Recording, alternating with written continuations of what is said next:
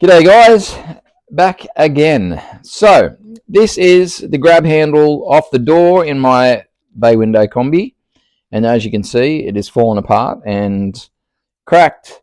So I wanted to do something a little different, and since my interior is all going to be chocolate brown and all my switches are brass, I'm using these brass handles. So these aren't for a car, so we're going to do some mods to them and drill holes through here so the bolts can come out the back and countersink them, etc. And these will be our new door handles. So let's get into it.